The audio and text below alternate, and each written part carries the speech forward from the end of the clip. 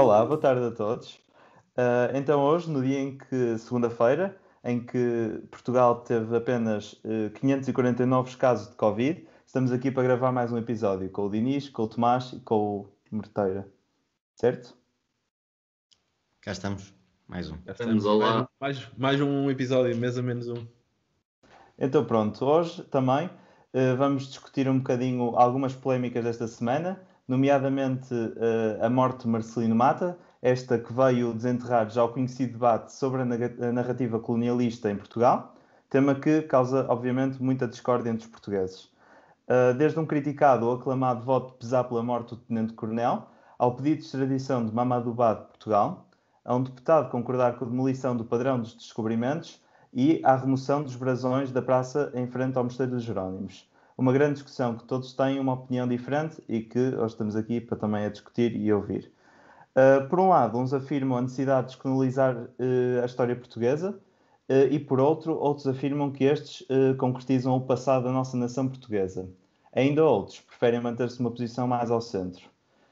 Perante tudo isto, e já passado alguns meses de, aqui mesmo em Portugal e no resto do mundo, se viram protestos em prol, por exemplo, da igualdade e também de estátuas a serem derrubadas ou vandalizadas, o debate ficou aberto outra vez e tem que ser discutido. Começando então por partes, porque isto é um debate bastante extenso, a minha primeira pergunta seria: a história deve ser ensinada ou haverá reservas quanto a isto? E quanto à imparcialidade do ensino da história? Dinis, o que tens a dizer sobre isto? A história deve ser ensinada com a maior imparcialidade possível. Deve ser olhada com o padrão, não deve ser olhada com o padrão de valores pelo qual vivemos atualmente, mas sobre o padrão de valores e de julgamento da sociedade que existia na altura. Deste modo, é um pouco desonesto intelectualmente querer reescrever a história ou descolonizar a história portuguesa, no sentido em que a história portuguesa envolve colónias, ou seja, eu não percebo muito bem o que é que se quer dizer descolonizar a história portuguesa. Mas sim, é o que eu tenho a dizer. Ok. E Tomás, a minha pergunta era assim: pelo menos eu tenho acompanhado alguns debates até antigos da televisão sobre, por exemplo, vários historiadores a discutirem sobre o que, por exemplo, é uma personagem da história. E isto é muito interessante porque eu pergunto assim: será que pode existir alguma demagogia em termos por exemplo, do nosso passado enquanto portugueses?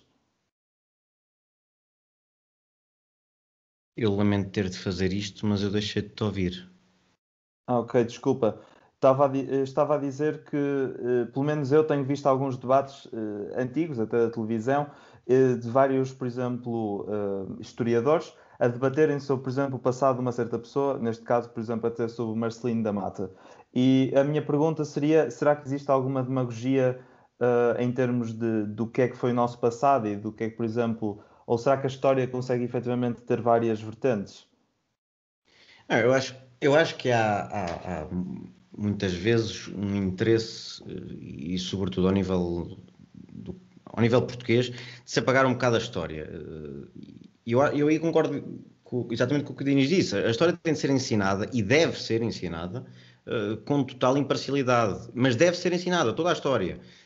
Depois, e até um bocado ligando ao nosso episódio passado, quando falámos muito da cidadania, eu acho que aí poderia haver uma ligação e aí sim uma interpretação da história.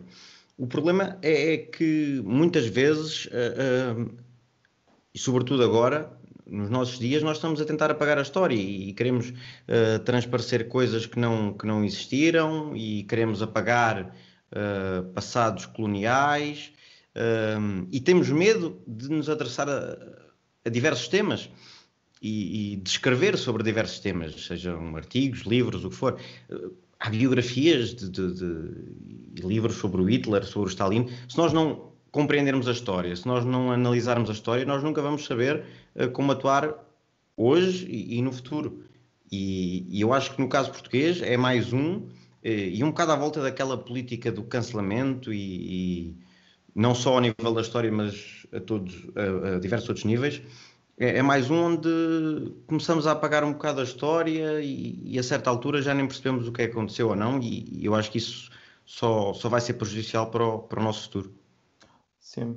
E Morteira, a minha pergunta para ti seria também um bocado neste seguimento, que enfim, nós já vimos também aqui em Portugal estátuas a serem vandalizadas, e eu ia-te perguntar se tu concordas que isso seja uma tentativa de apagar a história ou efetivamente um tema que tem que ser discutido, e pronto, até relativo, por exemplo, ao deputado do PS ter dito há pouco tempo que concordava com a demolição do Padrão dos Descobrimentos, que foi um monumento construído no tempo de Salazar. Não, eu acho que nós não devemos tentar apagar a história e acho que, bom, a demolição da ponte 25 de Abril não, ou melhor, a ponte que inicialmente se chamava Ponte António Salazar não iria apagar as atrocidades cometidas durante a ditadura, tal como a abolição a demolição de um monumento como o Padrão dos Descobrimentos não apagaria os problemas inerentes ao expansionismo português dos séculos passados. Mas eu acho que este tipo de ações contra as vandalizações das estátuas, bom, este ativismo que existe é também fruto da forma como nós aprendemos história, e isso leva-me muito ao início daquilo que tu perguntaste, se nós efetivamente tínhamos ou não uma forma imparcial de ver a história, e mais especificamente a história expansionista. E enquanto aluno e enquanto ex-aluno de básico, não é? Neste momento já passámos um bocado essa fase, mas a forma como eu vejo que nos passam a mensagem relativamente a este período da história, o período dos descobrimentos, é um período é uma forma muito fantástica de ver todos estes acontecimentos, muito à volta dos Lusíadas e muito à volta das grandiosidades feitas e dos feitos dos portugueses, e não há a mensagem dos custos que isto teve e das atrocidades cometidas neste movimento expansionista, e eu penso que isso é uma grande falha que leva também a uma desordem social pela falta de conhecimento específico deste período da história. As pessoas acham que nós fizemos tudo bem, que só houve problemas com escravos nos Estados Unidos, e que, Sim. bom...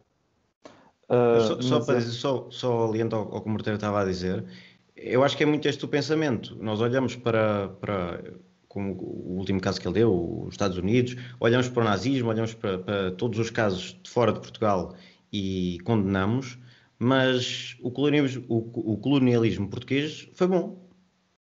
Para nós, o colonialismo português foi bom e é de enaltecer. Que nos ensinam isso. Eu acho que pelo menos não nos ensinam o contrário.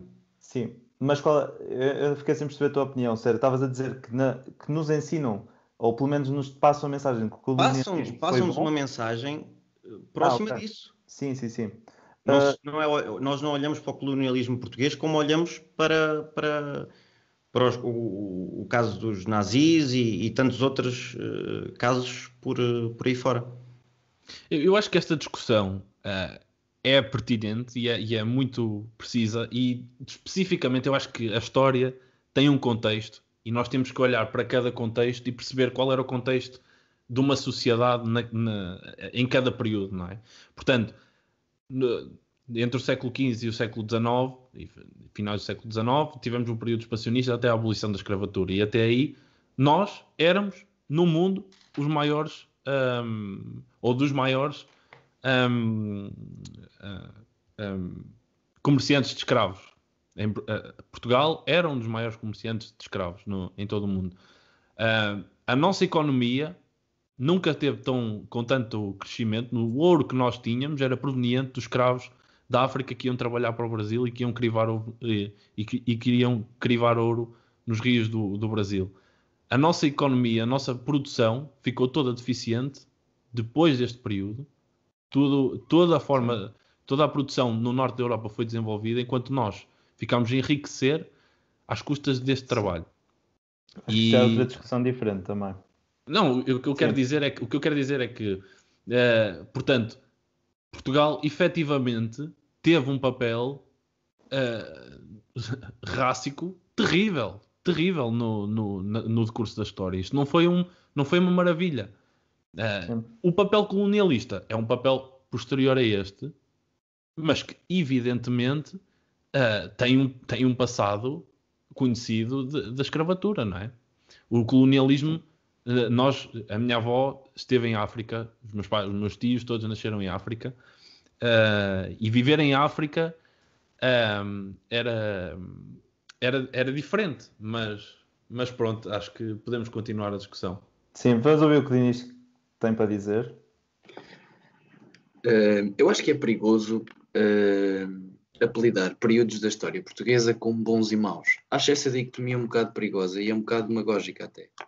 Especialmente quando esta semana eu vi partidos políticos a tentar, de um lado, tirar proveito político da morte do Marcelino da Mata e do outro, tirar proveito político da morte do Marcelino da Mata, posicionando-se contra uma homenagem a este militar.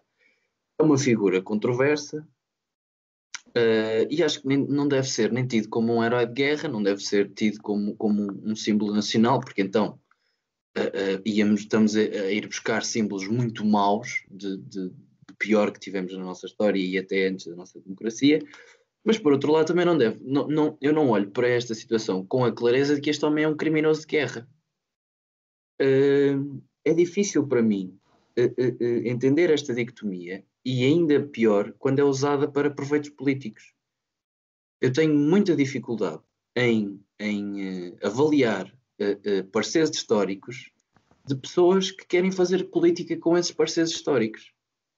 No caso, por exemplo, do CDS esta semana, como se a morte do Marcelino da Mata, a morte do militar mais condecorado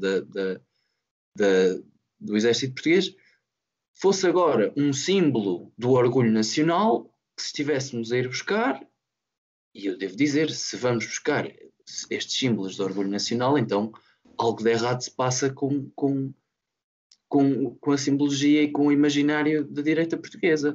Por outro lado, afirmar com toda a clareza e com todo o desplante que este homem é um criminoso de guerra e não deve ser tido como, não deve ser homenageado de maneira alguma, também acho que é pôr a pata na poça, porque não há consenso histórico quanto ao papel de Marcelino da Mata, tanto em crimes de guerra como era uma guerra. Numa guerra mata-se, morre-se, houve atrocidades cometidas de ambos os lados.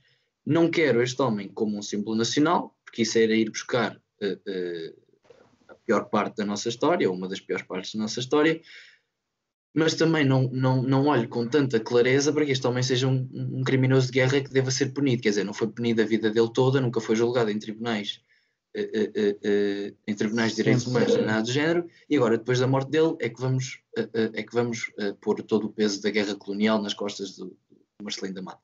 Também não acho correto. E pronto, é o que eu tenho a dizer sobre isso.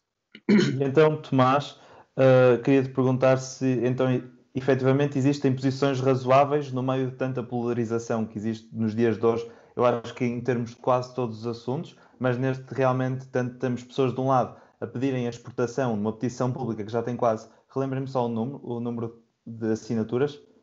Mais de 31 mil, já vem.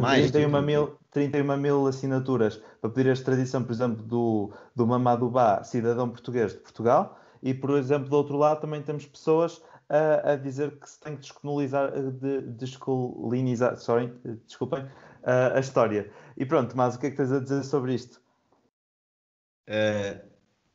Deixa-me só fazer aqui uma pequena chega inicial antes de entrar na questão da polarização.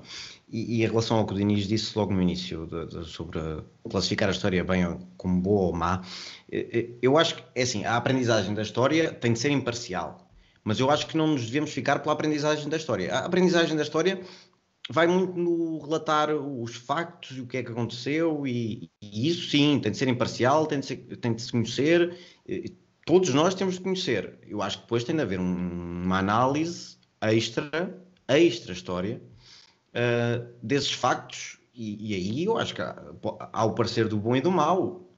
Tem de haver o parecer, face ao colonialismo português, tem de haver um parecer do bom e do mau. Mas isto só aqui. Relativamente ao que estás a falar, a situação da polarização. A sociedade portuguesa vive num autêntico regime de polarização. São dois polos quase. Portuguesa. Atenção. Sim, mas no caso, que é o que estamos mais concretamente a debater. Eu não digo que seja só a portuguesa, mas no caso que estamos a debater, a sociedade portuguesa. E muito, em quase todos os assuntos, e não é só no assunto do racismo ou no que estamos em geral, em quase todos os assuntos as posições querem-se extremadas e não se querem encontrar consensos ao centro. É absolutamente lamentável que em pleno século XXI haja uma petição assinada por mais de 31 mil pessoas, mais de 31 mil, ao dia de hoje, nós estamos a gravar uma segunda-feira, isto sai à quarta, quiçá qual será o número já à quarta-feira, a pedir a deportação de um cidadão português. Mamadou Ba nasceu no Senegal, mas é um cidadão português. E espantem-se, pasmem-se, qual a razão deste pedido de extradição? Porque Mamadou Ba emitiu uma opinião. É nisto que nos estamos a basear. Ou seja, ninguém em Portugal é livre de emitir uma opinião. Concorde ou não se concorde? Eu não concordo. E se entrarmos mais na questão do Mamadou Ba, eu terei várias coisas a dizer. Mas, aqui, ao certo, o que ali se resume foi uma posição de uma pessoa. E já nem interessa, aliás, nem interessa ser português ou não, que é. Mas um estrangeiro que fosse não poderia emitir uma opinião em Portugal? Chegámos a esse ponto? Mais de 31 mil pessoas acham que isso é digno de extradição. Sim. Morteira, sei que tens alguma coisa para dizer. Não, eu acho que de facto, ainda voltando um bocadinho aos períodos bons e maus, acho que realmente há períodos bons e há períodos maus, e dentro de qualquer período há coisas boas e coisas más. Não quero ditar um conjunto de anos como sendo bons ou maus, mas claro que houve coisas boas e coisas menos boas, como sempre há. Certamente que uma das coisas mais terríveis que aconteceram na história de Portugal foi a Guerra do Ultramar e a Guerra Colonial. Foi provavelmente dos acontecimentos mais trágicos que aconteceram nos últimos 100 anos em Portugal. E a ela se deve as maiores atrocidades cometidas. Portanto, eu acho que não houve heróis nem vilões no ultramar. Houve vítimas, acima de tudo. E eu acho que enquanto combatente, o Marcelino da Mata, e não deixa de ser enquanto combatente, o Marcelino da Mata não deixa de ser uma figura notável, não é? Mas é um produto de guerra, e em guerra não há de forma alguma pessoas amigáveis, não é? É impossível ser uma pessoa fofinha em guerra, não podes ser, tens que ser cruel, tens que ser vil, tens que cometer atrocidades. E assim se está em guerra, não há outra forma de se estar.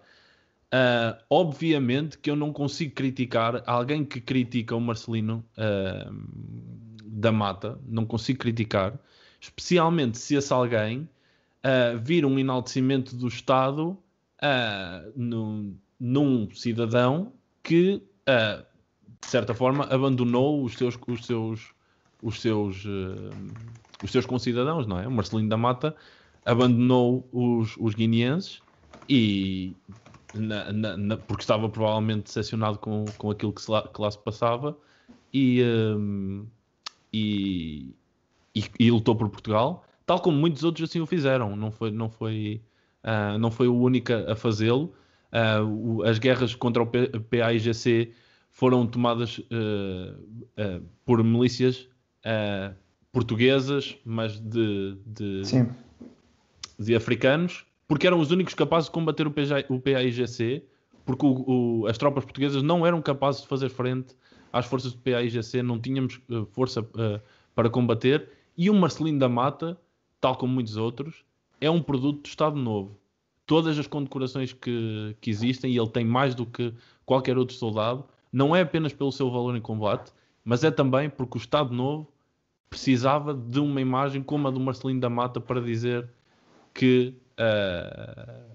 até os africanos eram contra aquilo que lá se passava. Portanto, isto é um período muito controverso, e fazer aproveitamentos políticos no presente destes períodos da história é, a meu ver, estonteante. Como é que é possível?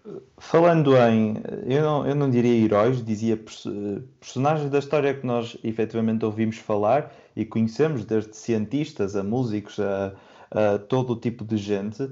Muitas vezes o que acontece é que estas pessoas têm uma dupla face e podem sempre muitas vezes ser criticadas. E acho que é uma das razões por exemplo, muitas estátuas também hoje em dia são vandalizadas, porque há gente que efetivamente descobre alguma coisa do passado dessas pessoas que não concorda.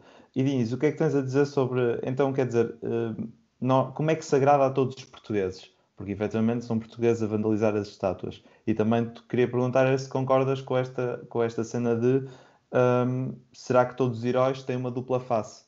Portanto, têm não sabe. Bom, quem se atreve a conhecer os seus heróis muitas vezes acaba desiludido. E eu duvido muito que qualquer combatente da Guerra do Ultramar, a maior preocupação dele fosse agradar a toda a gente em Portugal. Provavelmente a preocupação deles seria a própria sobrevivência. Mas a morte de Marcelino da Mata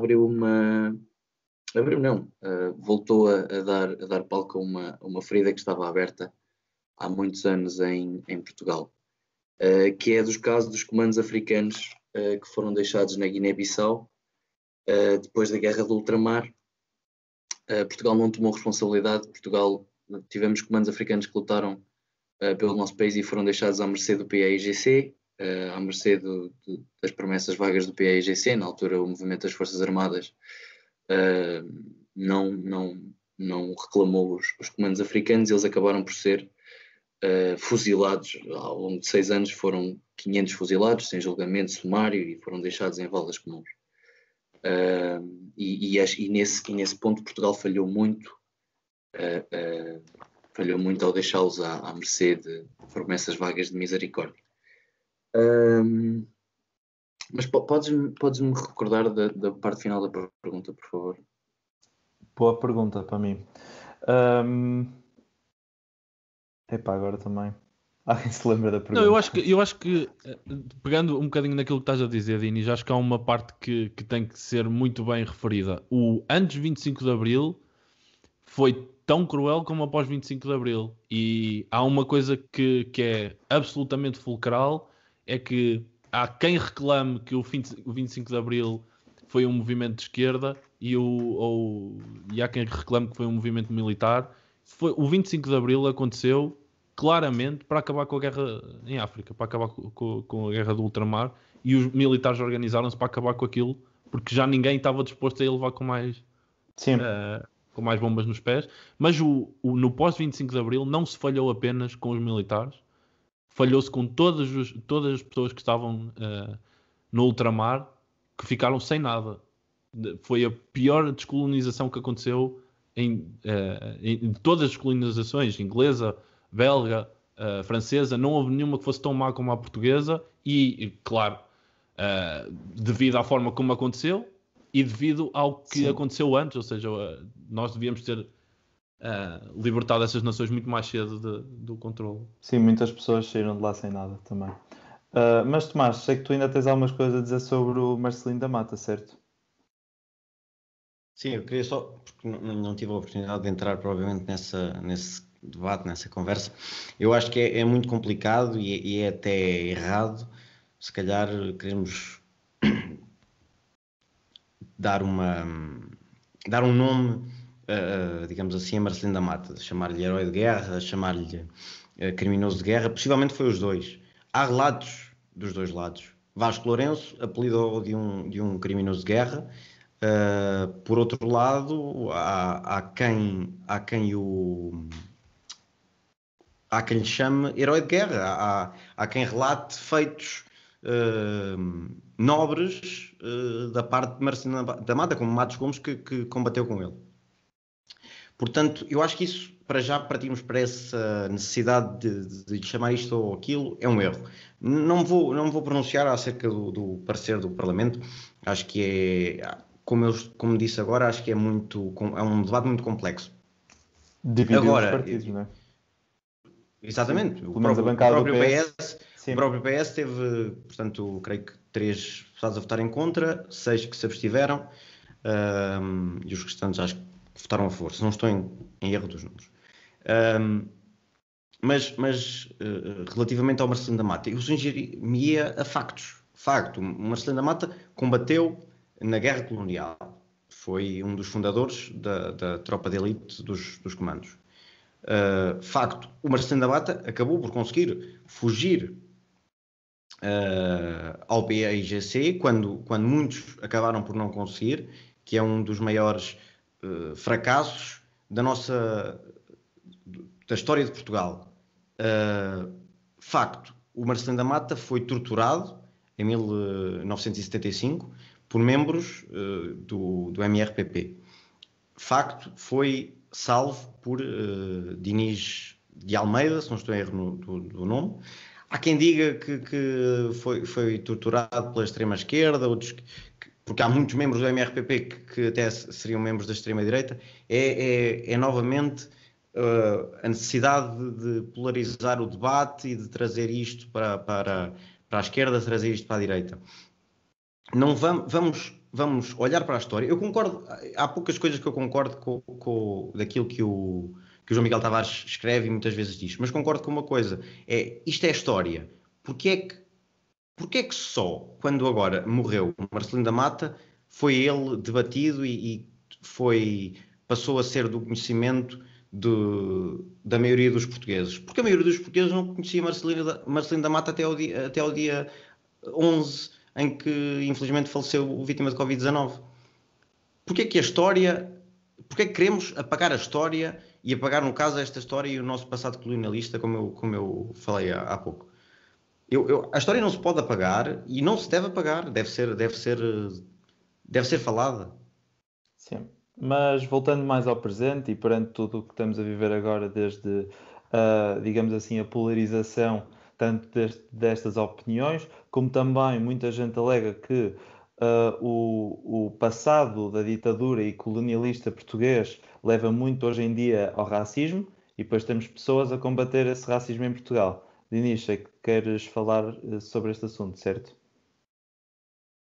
Isto vem a propósito do assunto do Mamadou Ba, e eu começo por falar deste assunto com uma citação de Voltaire, que é a seguinte, palavra por palavra, não consigo citar, mas a ideia é esta. Posso não concordar com aquilo que dizes, mas vou defender até à morte o teu direito de o dizeres, e com o Mamadou Ba é isto que se passa. Mamadou Ba emitiu uma opinião num país dito livre e está a ser perseguido por emitir uma opinião, o que é absolutamente selvático, absolutamente condenável tentar expulsar um português, que ele tem a mesma cidadania que todos nós, tentar expulsar um português por emitir uma opinião com a qual alguns concordam, outros não concordam. E também pegando nas interpretações que se podem ter da história, a mim o que me faz confusão nas interpretações que se têm da história não é a interpretação ser boa ou ser má. Claro que um povo tem que conhecer a sua história para poder talhar o seu futuro. A mim faz-me confusão é que as interpretações da história sejam feitas por políticos. Eu acho que devem ser os historiadores a iniciar o debate. E historiadores isentos, não historiadores que estejam associados a cores políticas, nem nada do género. Mas sim, é isto que eu tenho a dizer. Tens sempre também uma influência, não é, da tua pessoa em si, que te leva também, mesmo não estando ligada a nenhuma cor política, a teres uma certa, se calhar, perspectiva sobre as coisas. Mas só para terminar também, então,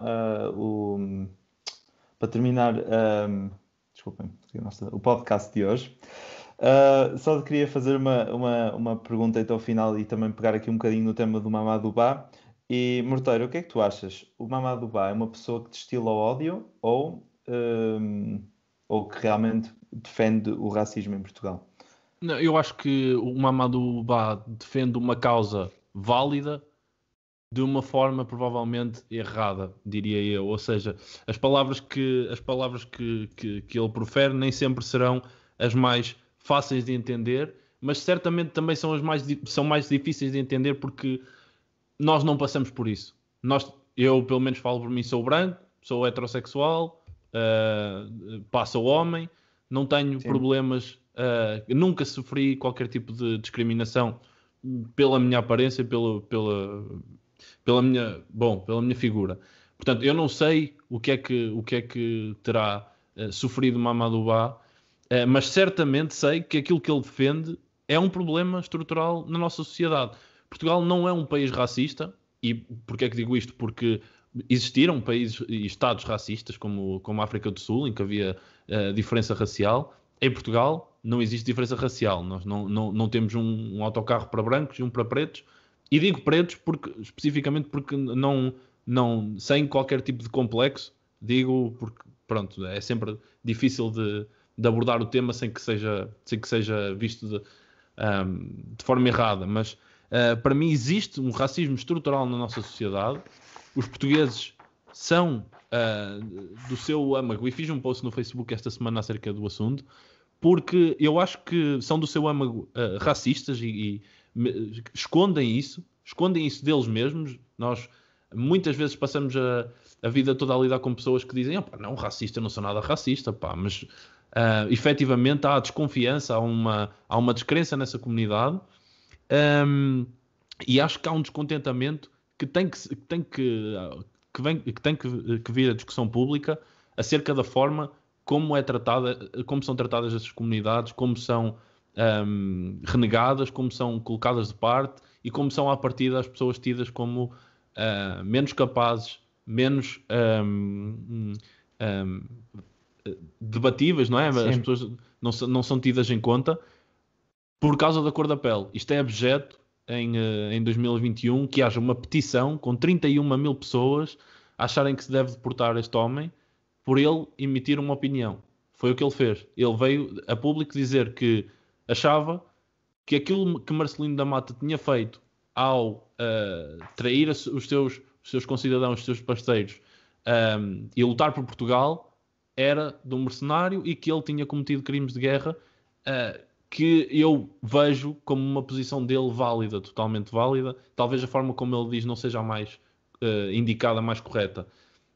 No entanto, há racismo estrutural em Portugal, sem sombra de dúvida, e acho que aproveitam a figura do Marcelino da Mata, do Mamadou Ba, para personalizar alguém que se deve odiar para esconder o racismo. Ou seja, usam o Mamadou Ba para instrumentalizar esta discussão no espaço público e dizer, não, aqui não há racismo nenhum. Agora, esse gajo que vai para a terra dele. Portanto, isto é a maior estupidez, a maior incongruência que existe. Não tenho palavras, sinceramente, para descrever isto. Sim. De certeza que o Diniz e o Tomás também querem dizer alguma coisa.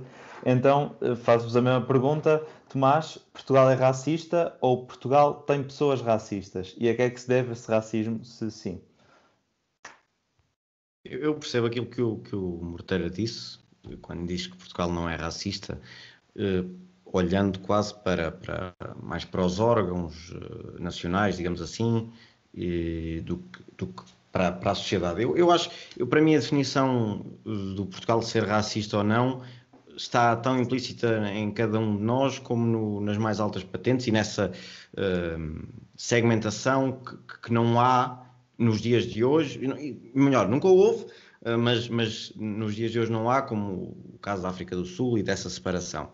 Para mim, Portugal é um país racista, é um país cujo racismo tem bases naquilo que discutimos aqui, no terrível passado colonialista que tivemos, e querer esconder isso, querer esconder esse passado, querer esconder essa realidade é seguido exatamente pelos racistas.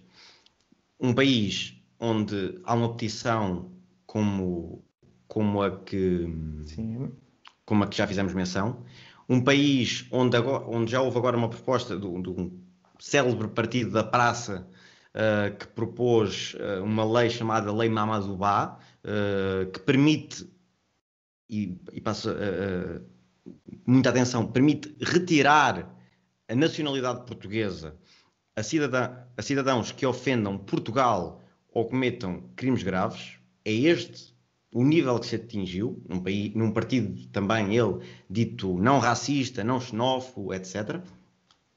Para mim, eu não tenho dúvidas nenhumas disso. E quem puder que passe uma breve vista de olhos na petição pública e nos comentários por baixo, Sim. dos quais posso citar Dulce Maria, porque estas pessoas têm nome. Eu acho que é importante percebermos que estas, o mais breve possível. Estas pessoas têm nome, existem. Vêm para as redes sociais, acham que se escondem nas redes sociais, mas existem. Dulce Maria, e passo a citar, este cidadão não pode continuar em Portugal. Vá destilar veneno para o país dele. Curioso que é português. Este é o país dele.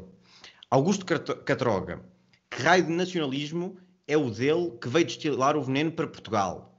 Se quer criticar, vá fazê-lo no seu país, não aqui. Já cá temos muito quem diga e não prossigo. E só para terminar, também interessante, Fernando Santos, que diz, e passo a citar, este porco Mamadouba deve ser extraditado rapidamente e, de preferência, dado a comer aos crocodilos. Portanto, é isto, os comentários que se lêem, são estes os comentários que se lêem numa petição pública que pede a extradição de um português de um país dito não racista. Pronto, acho que é um tema que nós vamos ter que discutir mais à frente, será a polarização, mas só para também passar a ti, Diniz, e para também, quase que já estamos agora a terminar, vou dizer aqui uma frase de uma senhora, a Susana Peralta, que é professora de um de nós, não sei se a pessoa que se quer identificar ou não, mas que ela disse, o país mais racista é aquele que não admite. E, Diniz, a minha pergunta que eu te faço, então, é o que é que significa Portugal ser racista? Porque penso que tu tens uma opinião sobre isto. E sobre tudo o que já foi dito. Portugal ser racista. Bem, Portugal ser racista é ter instituições... portanto, tem que se estabelecer a diferença entre racismo sistémico, que é haver instituições que, de facto, de uma posição de preconceito e de uma posição de poder, discriminam, discriminem e incentivem ao racismo, e há, em Portugal, pessoas racistas. Em Portugal há pessoas racistas, como é óbvio, essas 31 mil e tal pessoas são racistas. Já houve instituições em Portugal em que houve comportamentos racistas, nomeadamente de vários corpos de intervenção da PSP em bairros, cito o bairro de Alfragide, em que inclusive houve condenações por motivações raciais em violência desproporcionada, e no bairro da Jamaica. Portugal é um país sistemicamente racista. Sim, em parte sim. Em parte sim, eu acredito que haja instituições em Portugal onde existam corpos profundamente racistas. No entanto, o problema do Mamadouba é um problema do mensageiro e não da mensagem. Embora lute por uma causa muito nobre, a causa do antirracismo, não posso concordar com algumas soluções que propõe. Por exemplo, subscreveu em 2016 uma petição que pretendia a desmilitarização da polícia e o fim a longo prazo da PSP e da GNR. Com isto não concordo. Portanto, e também não concordo com o discurso inflamado que tem muitas vezes. No entanto, acredito que este homem está a sofrer de um ódio completamente desproporcional, completamente injustificado, por um crime que não se devia ter num país democrático, que é o de ter uma opinião. Sim. Mas pronto, é isto que eu tenho. Tomás, de certeza quer terminar muito brevemente. Muito rápido. E só para subscrever inteiramente aquilo que eu disse no final, acho que a causa que o Mamadouba defende é mais do que nobre, é mais do que justa, é mais do que necessária de se defender. Não concordo minimamente com a forma, não acho que seja o melhor representante da causa. Ajuda a extremar posições num país de extremos, nós devemos procurar consensos ao centro. O Mamadou Ba, infelizmente, não me parece que seja a pessoa que mais tem lutado por esses consensos ao centro. Extrema posições de uma luta absolutamente necessária, justificável, mas não creio que seja a forma correta. Tá. Pronto, e muito obrigado para os que ainda estão a ouvir-nos. Voltamos para a semana, mas antes vamos deixar as nossas notas breves da semana. Morteira, tu hoje trazes um documentário, certo? É verdade, esta semana trouxe um documentário que passou na RTP2. Aliás, convido todos a ligarem mais vezes a RTP2 porque de facto traz cultura e traz bons programas. O Extremo da Extrema-Direita está disponível também no RTP Play e é uma observação por dentro de uma organização londrina, de um infiltrado numa organização de extrema-direita de Londres, e a forma como este tipo de organização está arquiteturado, e a forma como se mexem este tipo de grupos que são uma ameaça à democracia e uma ameaça nos tempos que correm. Ok, muito obrigado. E Dinis, tu trazes uma sigla, certo? Que sigla é essa? PRR. Até dia 1 de março está disponível para consulta pública o Plano de Recuperação e Resiliência de Portugal, ou seja, os fins para os quais vão ser aplicados a tão mediática bazuca europeia, e penso que é do interesse público que todos saibam onde esse dinheiro vai ser aplicado e que tirem as vossas próprias conclusões. E tu, Tomás, um juiz, certo? Não podia deixar de fazer menção ao novo Presidente do Tribunal Constitucional. Tenho pena, e a nota, por ser breve, não dará o espaço que isto mereceria, até o debate que mereceria entre nós, mas João Cóparas é o novo Presidente do Tribunal Constitucional. Veio agora a um palco maior, alguns textos que escreveu para uma espécie de jornal da Faculdade de Direito da Universidade de Lisboa, creio que em 2010, 2011, onde vai desde termos de lobby gay, fala de cartazes que a Câmara de Lisboa espalhou pela cidade e que pretende, e a pretexto da luta contra a discriminação, promovendo a homossexualidade, e entra em comparações entre vegetarianos e homossexuais, e porque é que uns têm palco, outros não têm. Tenho muita pena de ser uma nota breve e não entrar mais em detalhe. Acho que seria digno de debate, e é este o novo Presidente do Tribunal Constitucional Português. Ok, pronto. E a minha nota também trago um documentário, como a Morteira. É um documentário de entretenimento, está agora na Netflix. É o Pretend It's a City, feito pelo Martin Scorsese, que acompanha durante 6 episódios a vida, ou pelo menos a opinião e a parte da vida em Nova York, de uma escritora que é a Fran Lebowitz. Ela é crítica também, e para além de ser uma personagem bastante, como é que eu ia dizer, interessante, é um documentário muito, muito bem feito. E pronto, e é isso.